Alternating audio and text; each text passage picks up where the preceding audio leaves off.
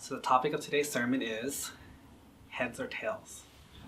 We know mathematically that every single flip of a coin has a 50-50 chance of being heads or tails. It's mathematical. However, the problem is, in real life, it's not mathematical. It's emotional. We might say, on the first flip of the coin, what do you think it's going to be? Well, I think it's going to be heads. Why? Because I like heads. I think it's better than tails. Well, that's your personal opinion. And now your personal opinion has influenced your choice, which has influenced the outcome. Has it? It hasn't. So let's say it turns out heads. Now you suddenly think and you remember it as, oh, I was right. I knew what was going to happen. Did you know what was going to happen? Or did you just guess? You just guessed. But now you remember it as you knew. So now we're going to flip a coin again. What do you think it's going to be? Well, since the last time was heads, therefore it has to be heads again, because it already shows a predilection to being heads. So you see how every step of the way we forget fact. We ignore fact. We go straight to the conjecture or straight to the opinion. We don't think about the fact. And when you don't think about fact, the less you think about it, the further away you get from reality, the more chance of suffering and heartbreak you have. The more you believe that you know, the more that you believe you can predict it, the more that you believe you can figure out the system, the more you're willing to spend. I remember going to Las Vegas before and playing a game called craps, which is where you roll the dice and then you bet on the numbers.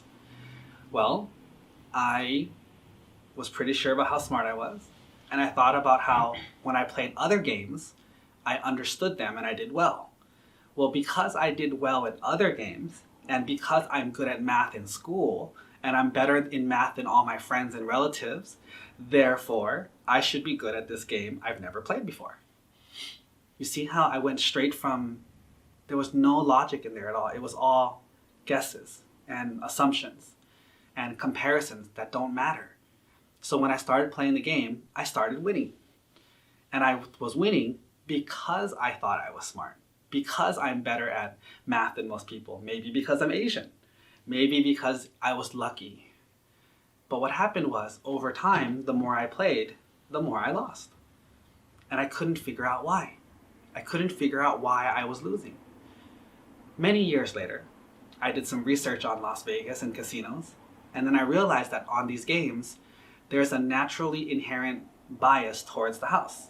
The house is supposed to win over time. They set up the game's percentages and the way you pay out so that the house always wins. And that was something that I didn't know. And that's why I was willing to lose money, lose time, and spend money on it, because I believed in something that wasn't true. It's the same thing in our lives. We always believe in things that we think we can control, but we can't.